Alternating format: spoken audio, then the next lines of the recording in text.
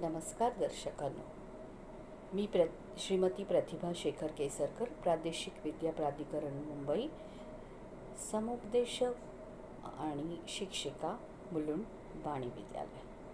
व्यवसाय वाटा प्रगतीच्या दिशा या कार्यक्रमात आपले मनपूर्वक स्वागत. आपण या कार्यक्रमात प्रत्येक वेळी नवनवीन व्यावसायिकांना च्या मुलाखती घेत असतो, त्यांना आमंत्रित करत असतो. त्यांचे बहुमूल्य मार्गदर्शन, त्या विषयातील त्यांचे ज्ञान, त्या विषयातील संधी आणि त्या विषयातील स्वरूप यांची आपण माहिती घेत असतो आणि आपल्या ज्ञानात भर पडत असते. तर दर्शकांनो, आज आपण सर्वप्रथम आपल्या प्रमुख पाहुण्यांचे स्वागत करूया. आजचे प्रमुख पाहुणे आहेत प्रसिद्ध संगीततज्ञ श्रीमती डॉक्टर कल्पना रवींद्र पोंक्षे. आपले मनपूर्वक स्वागत कल्पनाजी या कार्यक्रमात. या कार्यक्रमाचं आमंत्रण स्वीकारून आपण या कार्यक्रमात आलात त्याबद्दल आपलं हार्दिक स्वागत. संगीत एक असं क्षेत्र आहे की त्या संगीतात बघा, आपण जेव्हा केव्हा पण पुष्कळ चिंता, काळजांनी त्रासलो असेल, समस्यांनी गुरफटलो असतील, तर थोडंसं संगीत जर आपण ऐकलं तर आपल्याला थोडंसं रिलॅक्स व्हायला होतं, हो की नाही मित्रांनो? तर संगीतात एक अशी जादू आहे, ती आपल्याला कशी मोहून आकर्षणात घेते आणि आपल्याला तात्पुरतं का होईना, क्षणापुरतं का होईना, आपण आपल्या चिंता, काळजा, जे काही टेन्शन आहे ते मुक्त होऊन जीवन जगण्याचा प्रयत्न करतो, नव्या जोमाने, नव्या उत्साहाने. ही अशी शक्ती संगीतात आहे. तर या संगीत क्षेत्राविषयी चला आपण जाणून घेऊया श्रीमती डॉक्टर कल्पना पोंक्षेंकडून. तर कल्पना पोंक्षेंचा थोडक्यात परिचय मी करून देते.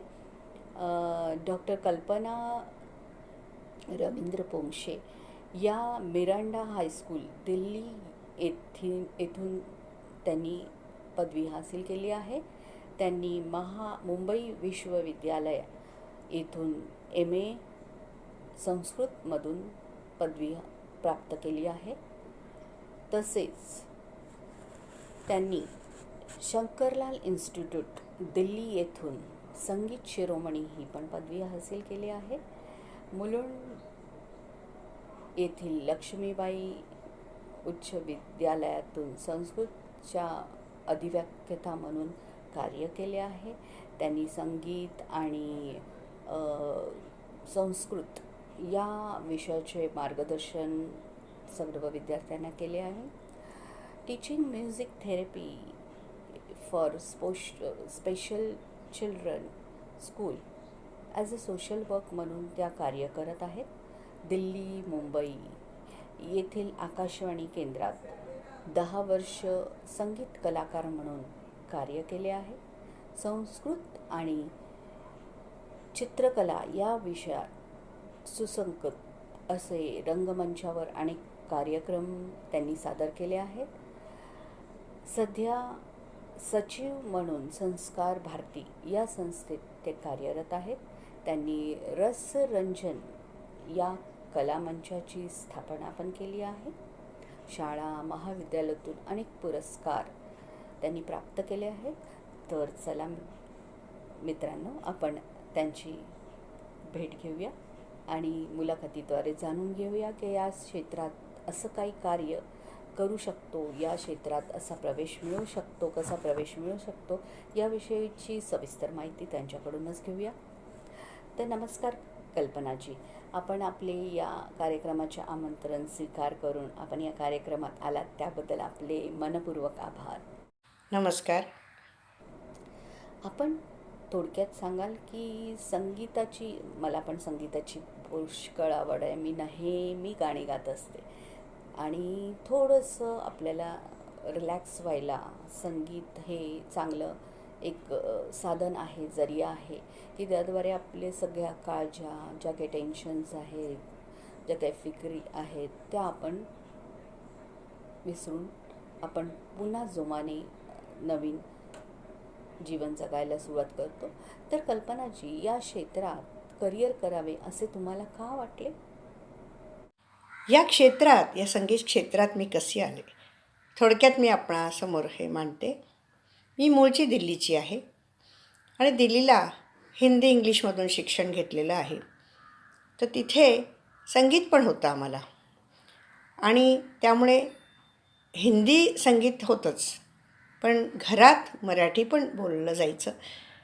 महाराष्ट्रीयन कुटुंब असल्यामुळे त्यामुळे मराठी गाणीसुद्धा आईकडून ऐकायला मिळायची. आईवडील त्यांना आवड आहे, त्यांना जाण पण आहे आणि प्रोत्साहन पण त्यांनी खूप दिलं असल्यामुळे घरात भावंडं किंवा आईवडील बॅकग्राऊंड खूप छान सुसंस्कारित असं असल्यामुळे संस्कृत आणि संगीत हे दोन्ही माझे विषय असून या दोन्हीमध्ये माझी गती त्याचमुळे पुढे जाऊ शकली, होऊ शकली. तर घरातून हे संस्कार जेव्हा मला मिळाले तेव्हा मी पुढे वाटचाल करत गेले. माझ्यामधली कला ही आईवडिलांनी ओळखली आणि मला प्रोत्साहन देऊन या क्षेत्रात पुढे जाण्यासाठी मला खूप सहकार्य केलं. आणि देवी सरस्वतीची पण कृपा माझ्यावर असल्यामुळे मला ती कला उपजत होती. त्यात भर पडून मी एका उत्तम संस्थेत, म्हणजे मी दिल्ली विश्वविद्यालयाच्या संस्थेत, त्याच्यामध्ये मी संस्कृतमधून केलंच. PhD झाले दिल्ली आणि मुंबई दोन्ही विश्वविद्यालयांमधून मी झाले. आणि त्याच व्यतिरिक्त मी संगीत क्षेत्रातसुद्धा दिल्ली विश्वविद्यालयाच्या मान्यताप्राप्त संस्थेमधून संगीत शिरोमणी ही पदवी घेतली आणि पुढे वाटचाल जी आहे माझी सुरू झाली.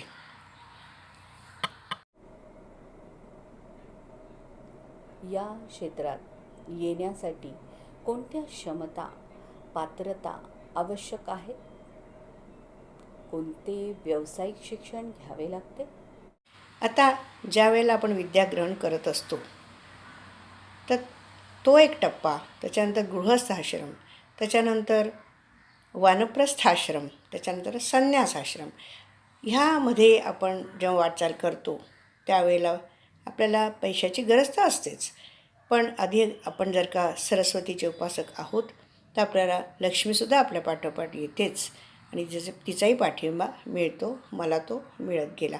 म्हणून आपण ध्येय जेव्हा आपण ठेवतो त्यावेळेला आपल्याला हाही विचार केला पाहिजे की फक्त पैसा हाच ध्येय नाही आहे आपला. आपल्याला खूप काही याच्या पुढे जायचं आहे. आपल्याला पुण्यसंचय पण करायचं आहे. त्याच्यामुळे आपोआप सगळं आपली भरभराट आपोआप व्हायला मदत होते. फक्त त्याचा अभ्यास, सातत्य, रियाज हे सगळं मात्र चिकाटीनं केलं पाहिजे. कॉन्सन्ट्रेट त्याच्यावर करायचंच आहे. अभिजात संगीत सुरुवातीला शिकायचं.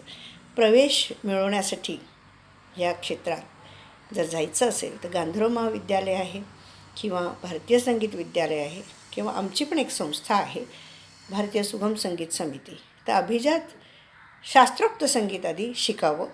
त्या बेसवरच, त्या आधारावरच पुढचा डोलारा उभा राहतो. सुगम संगीत असो, गझल्स असो, भावसंगीत असो, भक्तिसंगीत असो आणि कव्वाली असो, कुठल्याही क्षेत्रात आपण पुढे वाटचाल सहजपणे करू शकतो. ही पण एक गोष्ट आहेच.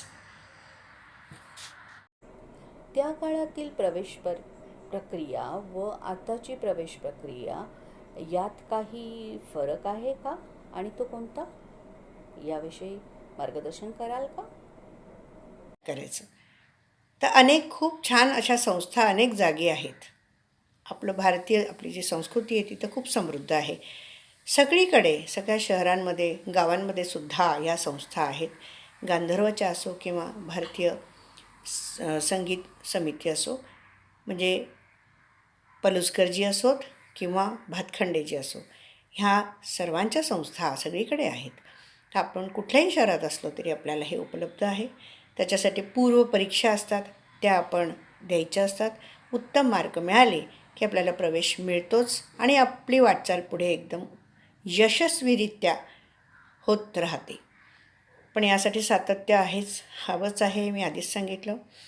तर मी पण तसंच ठेवलं आणि अजून एक गोष्ट मी केली की आपण जसं विद्याग्रहण केली आहे तसं आपण इतरांनासुद्धा विद्येचा लाभ करून द्यायचा आहे, विद्यादान करायची आहे. तर त्यासाठी काय करायचं? तर माझ्या मनात एक गोष्ट खूप आहे की संगीत हे अगदी ललित कलांमध्ये सर्वोत्कृष्ट आहे आणि हे ब्रह्मानंदी टाळी जेव्हा लागते तेव्हा त्याहून मोठा आनंदच नसतो. संगीत उपचार म्हणून मी याच्याकडे बघते, कारण हा उपचार आहे. हा फक्त मानसिक आनंद देतो असं नाही, कारण 9 रसातून 9 भाव उमटत असतात. म्हणजे सूर, लय, ताल आणि भाव हे सगळं जर का ह्याचा सुवर्णसंगम झाला तर ते गाणं अत्यंत प्रभावी ठरतं. आणि राग भगाय रोग या उक्तीनुसार सामवेदामध्ये सांगितल्याप्रमाणे म्हणजे त्याच्यामध्ये षड्ज, ऋषभ, गंधार, मध्यम, पंचम, धैवत, निषाद असे जे सप्तसूर आहे त्याच्यातून काय चमत्कार घडू शकतो हे सुद्धा सांगितलेलं आहे. तर कुठल्याही रागाचा एक वेळ असतो, म्हणजे त्याला एक टाईम असतो, वेळ असते त्याला. त्या वेळेला जर का ते ऐकलं तर आपल्याला निश्चितच मानसिक आनंद होतोच, पण शारीरिक व्याधीसुद्धा दूर होतात. हे वैशिष्ट्य आहे. तर हे सुद्धा याच्यावरही मी अभ्यास केला आणि करत आहे. आणि ह्यानंतर पुढे मी जसं ऑफलाईन घेतलं तर ऑनलाईन घेतेच आहे आणि घेत राहणार आहे आणि याचा लाभ इतरांनाही करून देणार आहेच. व्यावसायिक आपला विकास कसा होत गेला, त्यासाठी काही व्यक्तिगत व्यक्तिमत्वाची वैशिष्ट्यांची आवश्यकता आहे का, आणि त्या कोणत्या? आता एक गोष्ट अजून मी केली. जसं मी या गोष्टीचा लाभ घेतला, आनंद घेतला आणि अनेक वर्ष व्यासपीठ, आकाशवाणी असो, दूरदर्शन असो किंवा प्रायव्हेट व्यासपीठं असोत, कुठल्याही ओकेजनचे कार्यक्रम असोत, ते मला बोलवणं येत होतं प्रमुख पाहुणे म्हणून, जज म्हणून. कुठल्याही दृष्टीने मी जात होते, करत होते. तर यासाठी मी कल्पतरू विद्या केंद्र हे स्थापन केलं. ते अजून माझं आहे. त्याच्यामध्ये जे संगीतप्रेमी आहेत किंवा विद्यार्थी आहेत ते त्यात याचा लाभ घेतातच आहेत. रसरंजन कलामंडळ हे सुद्धा मी स्थापन केलं आहे, ज्याच्यामध्ये कला, अनेक कला आणि वाचन हे सगळं सातत्याने होत आहे. त्याचप्रमाणे संस्कार भारती ही पण एक संस्था आहे. तर ह्यामध्ये माझ्याकडे संस्कृत आणि संगीत दोन्हीचं एक सुंदर मिलन असल्यामुळे त्यांना कसा लाभ करून द्यावा याचाही विचार मी नेहमी करत असते. तर संस्कृतसुद्धा गाणी म्हणजे हिंदी, मराठी आणि संस्कृत ही सुद्धा जी गाणी आहेत ह्यांनासुद्धा चाली लावून आपण एक सुंदर संगीत, एक सुंदर गीत, एक रचना तयार करू शकतो. त्याचाही माझा प्रयत्न कायम असतो. त्याचप्रमाणे मला एक जॉब म्हणून आपण हे करतोच, म्हणजे आपल्याला जॉब कुठेही मिळू शकतो. जेव्हा आपण उत्तम हे सगळे शिकतो, परीक्षा देऊन पुढे जातो आणि उत्तम तऱ्हेने पदवी मिळवतो मार्क मिळवून, तर आपल्याला नक्कीच संधी असतेच पुढे उत्तम संस्थांमधून किंवा कुठल्याही कॉलेजमधून, शाळांमधून आपल्याला जॉब मिळतोच. पण हे जॉब सॅटिस्फॅक्शन तर आहेच, पण कारण आपल्याला सगळ्या टप्प्यांमधून जायचं आहे ना. ब्रह्मचर्य आश्रम असो, गृहस्थ आश्रम, वानप्रस्थ किंवा संन्यासाश्रम, तर पुण्यकमाई पण आपल्याला हवी, म्हणून समाजकार्य हे सुद्धा आवश्यक आहे. तर मी या दृष्टीने एका NGO संस्था, एक BTVM संस्था आहे आमच्या मुलुंडमध्ये, तिथे मला इथे संधी मिळाली की मी इथे एक समाजकार्य म्हणून त्यांच्याकडे बघावं. तर त्यांचा IQ कसा वाढेल आणि स्मरणशक्ती किंवा त्यांच्यामध्ये कॉन्सन्ट्रेशन कसं वाढेल अशा दृष्टीने मी विचार केला. तर मी जे लिहिलेली पुस्तकं आहे संगीत आणि संस्कृत आणि तर त्याचा लाभ त्यांना कसा करून द्यावा या दृष्टीने मी ती संस्था जॉईन केली. त्याच्यामध्ये मी माझं सहकार्य देत गेले आणि अजूनही देत आहे. 10-12 वर्षापूर्वीपासून हे चालूच आहे आणि त्यामुळे त्यांचा IQ वाढवून आपण जसं आता वृक्षवल्ली आहे, संगीत कसं काम करतं, तर वृक्षवल्ली हे फळतात फुलतात संगीत ऐकून, पशुपक्षी हे दूध दुभते होतात आणि नॉर्मल लोकांचा तर प्रश्नच नाही. मी आधीच सांगितलं की फक्त मानसिक नाही तर शारीरिक व्याधीसुद्धा दूर होतात. तर या मतिमंद मुलं, अपंग असो, स्पास्टिक्स असो किंवा अंध असो, ह्या लोकांनासुद्धा, मूकबधीर असो, याचा खूप लाभ होतो आणि त्यांचं ज्या व्याधी आहेत त्या सुधारायला मदत होते. कॉन्सन्ट्रेशन तर होतंच आणि IQ वाढतो. हा अनुभव मी घेतलेला आहे. आणि त्यांना व्यासपीठ मिळवून देण्याच्या दृष्टीने नॉर्मल असो किंवा डिजेबल्स असो, मी दरवर्षी ॲन्युअल फंक्शन हॉल घेऊन माईक घेऊन त्यांच्यासाठी करत गेले. त्यांच्या आईवडिलांना बोलवत गेले आणि हे अनेक वर्ष मी केलं. आधी ऑफलाईन, आता ऑनलाईन हे सगळं संगीत सभा मी आयोजित करतच असते. तर ज्यांना इच्छा असेल त्यांनी अवश्य या गोष्टीचा लाभ घ्यावा.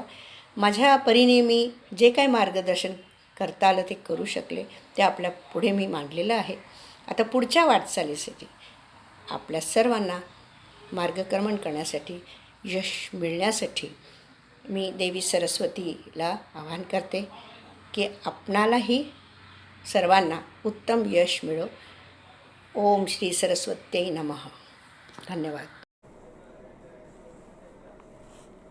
या क्षेत्रात काम करताना तुम्हाला कोणकोणती आव्हाने आलीत आणि तुम्ही त्यावर कशी मात केली, याविषयी थोडेसे मार्गदर्शन कराल का?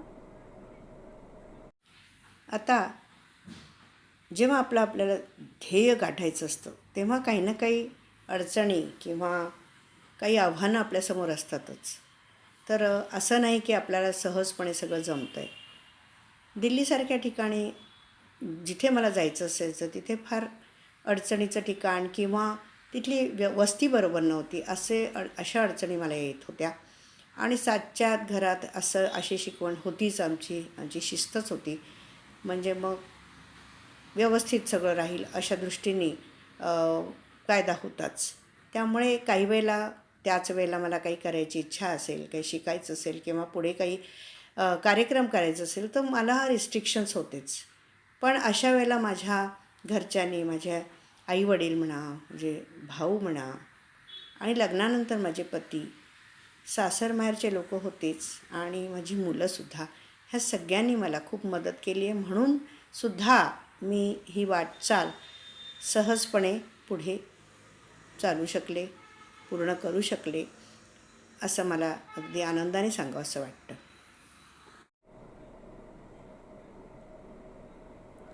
या क्षेत्रात करिअर करू इच्छिणाऱ्या विद्यार्थ्यांना तुम्ही काय संदेश द्याल? तर ह्या संगीत क्षेत्रात करिअर करू इच्छिणाऱ्या विद्यार्थ्यांनी रीतसर एखाद्या मान्यताप्राप्त संगीत संस्थेमध्ये प्रवेश घेऊन दरवर्षी परीक्षा देऊन सर्टिफिकेट मिळवून आणि तसंच त्याचा सराव किंवा रियाज हा करत राहून अगदी उत्तम दर्जात उत्तीर्ण होऊन डिग्री मिळवावी आणि मग त्यांना कुठल्याही सरकारी किंवा बिनसरकारी म्हणजेच प्रायव्हेट संस्थेतसुद्धा किंवा शाळेमध्ये, कॉलेजमध्ये, अगदी युनिव्हर्सिटीमध्ये सुद्धा त्यांना नोकरी, जॉब मिळू शकतो किंवा अगदी स्वतःचा व्यवसायसुद्धा त्यांना करता येऊ शकतो. मी पण तेच केले आहे आणि मी तेच करत आहे. धन्यवाद. आपले मनपूर्वक आभार. आपण या करायक्रमाचे आमंत्रण स्वीकारून या कार्यक्रमात आलात. आम्हाला सर्वांना बहुमूल्य मार्गदर्शन देऊन आम्हाला आनंद प्राप्त करायची संधी दिलीत, त्याबद्दल तुमचे पुन्हा एकदा मनपूर्वक आभार. आपले काही प्रश्न, आपले काही शंका किंवा काही आपले अभिप्राय असतील तर आपण अभिप्राय असतील तर आपण डिस्क्रिप्शन बॉक्समध्ये दिलेल्या ईमेल ID वर ते लॉग इन करून टाकू शकता. विभिन्न करिअरच्या माहितीसाठी महाराष्ट्र शासन आणि युनिसेफ व आसमान फाउंडेशननी एकत्रित संयुक्त विद्यमांनी तयार केलेल्या महाकरिअर पोर्टलवर आपण लॉग इन करून अनेक क्षेत्रांच्या माहिती, कामाचे स्वरूप, परत स्कॉलरशिप, शिष्यवृत्त्या आणि विविध करिअर संबंधी माहिती आपण मिळवू शकाल. पुन्हा आपण या करिअरविषयी, या व्यावसायिकांच्या पुन्हा भेटूच. विविध कार्यक्रमाच्या माहितीसाठी आपण पुन्हा भेटूच. तोपर्यंत तुम्ही प्रादेशिक विद्या प्राधिकरण मुंबईला लाईक, शेअर आणि सबस्क्राईब करा. तिसरी लाट येत आहे, तेव्हा घरी राहा, सुरक्षित राहा आणि मजेत राहा. नमस्कार.